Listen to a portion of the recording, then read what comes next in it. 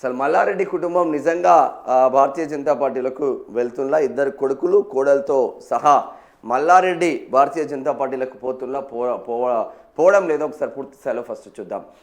ఇక sorry BJP హోల్డ్లోకి Mallareddy family తన కుటుంబానికి 5 సీట్లు కావాలంటూ ప్రతిపాదన. మల్కాజ్గిరి ఎంపీ ఎమ్మెల్యేల ఖర్చుపై భారీ ఆఫర్. దేశవ్యాప్తంగా 18 మెడికల్ కాలేజీల ప్రారంభోత్సవానికి దోస్తీ.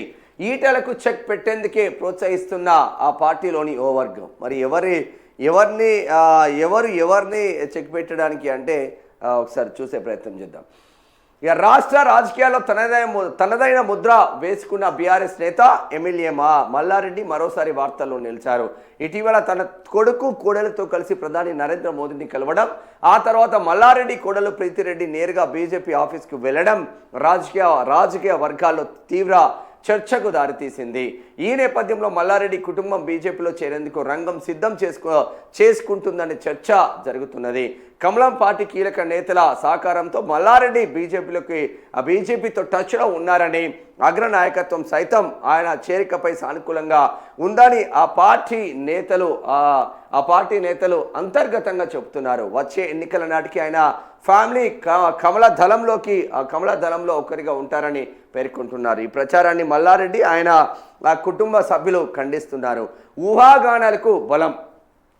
ఏఐకి సంబంధించి విద్యార్థులను ప్రోత్సహించే కార్యక్రమానికి ఆహ్వానించేందుకు మల్లారెడ్డి తన కొడుకు కోడలతో ఇటీవల ప్రధాని మోదీని కలిశారు. దీనిపై ప్రధాని సైతం సానుకూలంగా స్పందించినట్టు తెలిసింది. ఆ తర్వాత ప్రీతిరెడ్డి ఒక అడుగు ముందుకేసి నేరుగా బీజేపీ స్టేట్ ఆఫీస్కు వెళ్లారు. అక్కడ బీజేపీ రాష్ట్ర ప్రధాన కార్యదర్శి సంస్థాగత వ్యవహారాల ఇన్ఛార్జ్ చంద్రశేఖర్ తివారీని కలిసి ఆయనను సైతం కార్యక్రమానికి ఆహ్వానించారు. ఈ నేపథ్యంలో బీఆర్ఎస్ ఎమ్మెల్యేకు ప్రధాని అపాయింట్మెంట్ దొరకడం, ఆ తర్వాత కోడలు బీజేపీ ఆఫీస్కు వెళ్లడం వెనుక చాలా మతలబు ఉందని కమలం పార్టీ నేతలే చెబుతున్నారు. ఏదైనా కార్యక్రమానికి ప్రజాప్రతినిధులు, అధికారులు రాజ్యాంగబద్ధ పదవులో ఉన్న వారిని ఆహ్వానిస్తారని, కానీ మల్లారెడ్డి కోడలు ఏకంగా ఒక పార్టీ కీలక నాయకుడిని ఆ పార్టీ ఆఫీస్కు వెళ్ళి ఆహ్వానించారంటే ఆమె ప్రత్యక్ష రాజకీయాల్లోకి రానున్నారని, అదే సమయంలో బీజేపీలో చేరుతారని ఊహాగానాలకు బలం చేకూరినట్లయింది. మరి ఎందుకు మల్లారెడ్డి కోడలు యాక్టివ్గా ఉన్నదంటే, ఇప్పుడు 33% రిజర్వేషన్లు వచ్చే ఎన్నికలలో వద్దన్నా వస్తుంది. ఒకవేళ మల్లారెడ్డి అటువంటి కోడలు యాక్టివ్ పర్సన్ కావచ్చు, అటు మరాఠీ కావచ్చు, ఇటు హిందీ కావచ్చు, ఇంగ్లీష్ కావచ్చు, ఇటు తెలంగాణ పెళ్లి చేసుకున్న తర్వాత తెలంగాణ తెలుగు లాంగ్వేజ్ కావచ్చు, విపరీతంగా నర్కలంగా మాట్లాడే కేపబిలిటీ ఉంది. ప్రైమ్ మినిస్టర్ నరేంద్ర మోదీ అంటే అమితమైన ప్రేమ ఉంది. భారతీయ జనతా పార్టీ అంటే అమితమైన ప్రేమ ఉంది. సో ఆమెకి ఇప్పటికే భారతీయ జనతా పార్టీ కార్యకర్తలు ఫాలోవర్స్గా మారిన పరిస్థితి మాత్రం ఉంది. ఆమె మాటలకు సుస్పష్టంగా మాట్లాడుతుంది. కాబట్టి ఇటువంటి మల్లారెడ్డి అటువంటి బ్రాండ్ ఇమేజ్ ఉన్న కుటుంబంలో నుంచి కోడలు వస్తే ఇక్కడ భారతీయ జనతా పార్టీకి ప్లస్ అయ్యే అవకాశం ఉంటుంది కదా. మల్లారెడ్డికి ఏం తక్కువ లేవు కదా, పైసలు కోకొల్లలు ఉన్నాయి కదా. దీంతో భారతీయ జనతా పార్టీకి ప్లస్ అవుతుందని భారతీయ జనతా పార్టీ చూస్తున్నట్టు తెలుస్తూ ఉంది. మరి ఇంకా ఏముందో చూద్దాం. కాంగ్రెస్ రిజెక్ట్ చేయడంతోనే మల్లారెడ్డి కుటుంబం ప్రస్తుతం బీఆర్ఎస్లోనే ఉన్నా వారి మనసంతా కాంగ్రెస్ బీజేపీలోనే ఉందంట. 5 టిక్కెట్లు మరి కాంగ్రెస్ బీజేపీలోనే ఉంటే, అరే సాలే చూసుకుందాం రా రేవంత్ అని ఆయన ఎట్లా అన్నాడే అప్పుడు. మరి రేవంత్ సాలే చూసుకుందాం రా అంటే కూడా కనీసం స్పందన లేదు. మళ్ళా ఆడికి పోతే ఆ మన్మళ్ళతో బూట్ల కాలను నాకుపిస్తున్నాడు, ఇట్లా మొక్కుతూ ఉన్నారు పోరగాళ్ళు. 5 టిక్కెట్లు భారీ ఆఫర్. మల్లారెడ్డి తన ఫ్యామిలీతో కలిసి బీజేపీలో చేరడానికి రంగం సిద్ధం చేసుకున్నారని కమలనాథులు చర్చించుకుంటున్నారు. కోడలు ప్రీతిరెడ్డికి మల్కాజ్గిరి ఎంపీ సీటు, తనకు అల్లుడు కొడుకుకు అసెంబ్లీ సీట్లు, మొత్తంగా 5 టిక్కెట్లు ఇవ్వాలని మల్లారెడ్డి ప్రతిపాదన పెట్టినట్లు బీజేపీ నేతలు చెబుతున్నారు. ఇలా చేస్తే మల్కాజ్గిరి ఎంపీతో పాటుగా ఆ పార్లమెంట్ సెగ్మెంట్ పరిధిలోని 7 అసెంబ్లీ స్థానాల ఖర్చు తానే భరిస్తానని మల్లారెడ్డి కమలం నేతలకు ఆఫర్ ఇచ్చినట్టు తెలిసింది. దీంతో కమలనాథుల నుంచి ఆయనకు కొంత సానుకూల స్పందన వచ్చినట్టు చర్చ జరుగుతుంది. దీనిలో భాగంగానే ప్రీతిరెడ్డి బీజేపీ కార్యాలయానికి ధైర్యంగా వెళ్లారని, ఆ తర్వాత సమర్థించుకున్నారని చెబుతున్నారు. విద్యా సంస్థలు, వ్యాపారాలు ఉన్నవారు ఒక రాజకీయ పార్టీలో ప్రతినిధులుగా ఉన్నవారు మరొక పార్టీ కార్యాలయానికి వెళ్ళడం అంత ఆషామాషి వ్యవహారం కాదనే చర్చ జరుగుతుంది, విపరీతమైన చర్చ జరుగుతుంది. కానీ వాడు ఏ పార్టీలు ఉన్నా కూడా ఆ పార్టీకి బోలెడు పైసలు ఇస్తారు కాబట్టి వాని ఏమనేటోడు లేడు అన్న ఇంకొక కోణం మీద వినిపిస్తూ ఉంది. నిజంగానే ప్రచారమే జరుగుతుందా, ఇంకేమైనా జరుగుతుందా?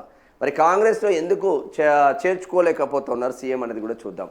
కాంగ్రెస్లో చేర్చుకునేందుకు సీఎం రేవంత్ రెడ్డి సుముఖంగా లేకపోవడంతో కర్ణాటక డిప్యూటీ సీఎం డీకే శివకుమార్ని కలిసి పార్టీలో చేరేందుకు టికెట్లు సంపాదించేందుకు మల్లారెడ్డి ప్రయత్నించి విఫలమయ్యారని టాక్.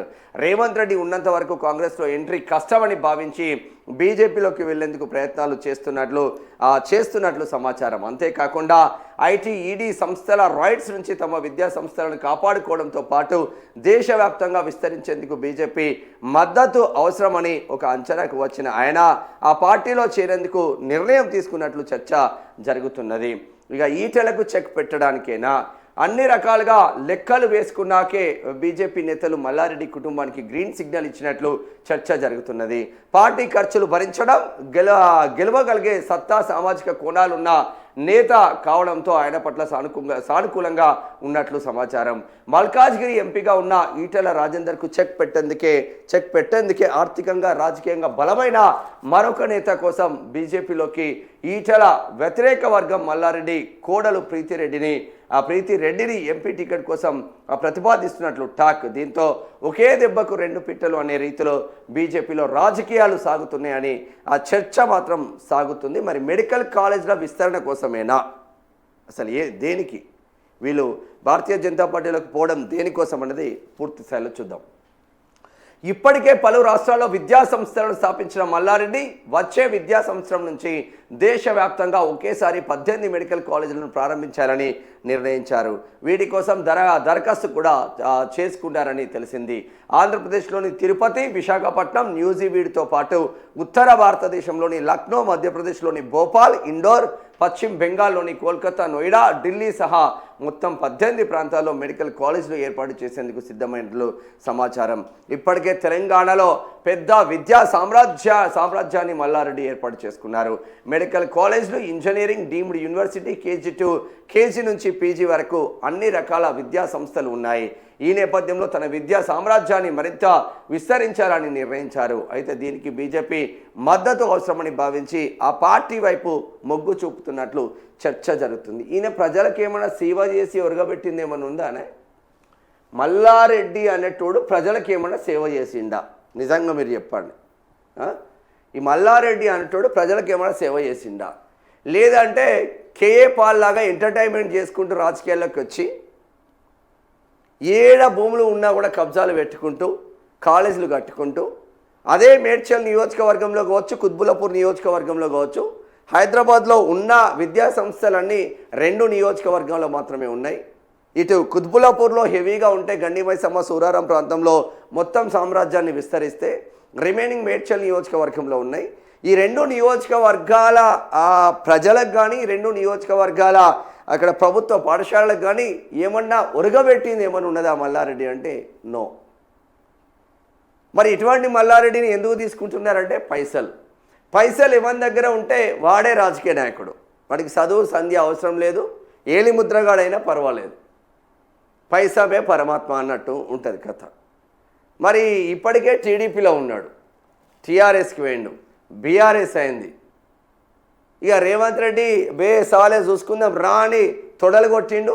తర్వాత వాళ్ళ మన్మాల్లో పెళ్ళికి వస్తే మన్మాలను ఆ బూట్ల కాళ్ళతోనే కాలు మొక్కిచ్చిండు దుర్మార్గుడు. ఇప్పుడు భారతీయ జనతా పార్టీలోకి పోతాడంట. అన్నీ అయిపోయినాయి. కేవలం వాళ్ళ వ్యాపారాన్ని వృద్ధి చెందించుకోవడానికి, వాళ్ళ వ్యాపార సామ్రాజ్యాన్ని విస్తరించుకోవడానికి మాత్రమే వీళ్ళు ప్రయత్నాలు చేస్తూ ఉన్నారు. పేద ప్రజల కోసం ఏ రోజు రాజకీయ నాయకుడు పనిచేస్తలేడు. మరి ఏం రోగం అవుతుందో మాకైతే అర్థం కావట్లేదు. కామెడీ చేయడం, ఎలక్షన్లలో బగ్గా ఖర్చు పెట్టడం, గెలవడం, అంతమించి ఆయన పీకి కట్టలు కట్టింది కూడా ఏం లేదు.